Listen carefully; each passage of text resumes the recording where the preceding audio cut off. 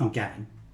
This wasn't on my list of videos to make, but I've got to go and do 2 shoots back to back today. So I thought I might as well just like document what I was going to take because it might be useful to somebody. Okay, so one is an event, open air, and the second one is a group photo later on in the afternoon. So what I normally do when I go out, it's not studio, it's out about type of shooting. I'll take Pentax K1 with 28 to 70 on it, and be the main camera for all the digital stuff. And then I'll just take 2 other lenses. That's nearly 3. So I've got the Pentax 43mm limited without a lens cap at the moment. And then I've got the Pentax FA28, and that's mounted on a Pentax Mzs. So that's the film camera. So fundamentally, I can switch all these lenses around between both the cameras and do what I want. Film-wise, bit of a mixed bag there. So I've got, what's that one? Something I've not shot before, which is Candido Color 400C. I've got Fuji C200. It's a classic because the weather's quite nice. And then the last roll is Kodak Vision 3 250D, which will look amazing in this light. And I think there's something left over in here. I can't remember what it is. There's about 8 left on the roll in the Pentax already. So that's really the basic part of what I'm taking. Bag-wise, this thing. A totally shapeless £5 canvas bag that doesn't look like I'm a photographer at all because the public shoot is in the public. And these things are great because you can put anything in them. They've got a zip on the top. The key thing is the top.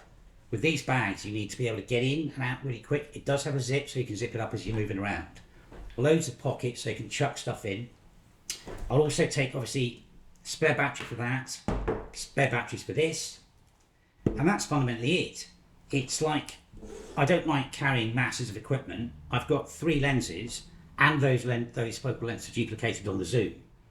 So I can get as much as I want. I don't really want to, nothing over 70mm really is like I'm going to need to take. I don't need to take any shots like that.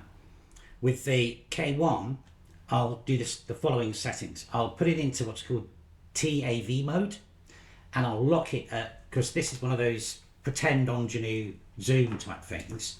I'll lock it at f4 because basically when it goes over f4, this lens, it's sharper. And then shutter wise, I'll lock the shutter at probably 1/500th or thereabouts. So that's locked. So what will happen is the ISO will just bounce up and down on the camera, and because it's broad daylight, it should stay quite low. I shouldn't need to worry about that. But then I know that I'm not going to get any blurring. The lens will be sharp. Similar for the others as well. I mean, the 28 hit, the Pentax 28's pretty sharp from f4, and with the 43mm here, that's sharp from 2.8 upwards.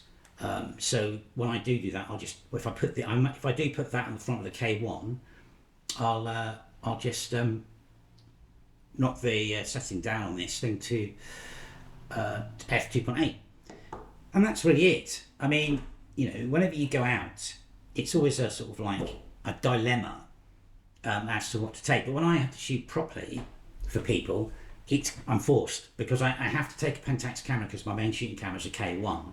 So the Mzs, which literally weighs nothing, it's like so light, it's ridiculous, goes in the bag with the K1. The K1, basically, I think they made it's a great camera, but I think they made the Pentax K1 out of the heart of a dying star because it's like so heavy. But it's a great chunky camera, and because it's so heavy, it's really, really easy to stabilize. It's got good stabilization anyway, but it's really easy to stabilize with the weight. But yeah, you've got to carry it around all day. But I mean, you can't have everything, can you, in life? Well, I don't get much lighter mirrorless cameras, but I can't, I don't have adapters for my K1 glass. I can just switch between the two. And then what I'm going to do today as well, when I get a moment, I'm going to shoot some, because I'm going to do a video on the comparison between digital and film. I'm going to shoot some shots on the K1, switch the lens over, shoot some stuff on the Mzs, of exactly the same thing. So when I do that video, we can have a look and see the comparisons between the two things. So that's it really. You know, I don't like taking equipment. I'm really minimalist when I take things out. I do like to have a backup camera. I mean, at the end of the day, the iPhones are so good. I've got away sometimes with an iPhone photo if cameras fail, but this thing's like never let me down, touch wood. And nor's the Mzs, so I always get, you know, great results out of both of these cameras. They're really nice. Anyway, you know, if you're going out doing some photography today or whatever you're doing, you know, make sure you've got spare batteries, spare film, the right lenses, but don't take too much kit, because that makes life really boring, humping around tons of equipment. I never take tripods out because I always find something to wedge something up against. So if I have to really balance the camera in low light, I literally ran it against the lamppost and take a shot like that. That works much better than carrying around monopods and things like that. Anyway, there you go. A quick brief look around what's going in my camera bag today. I hope that's been some kind of use to you. Thanks.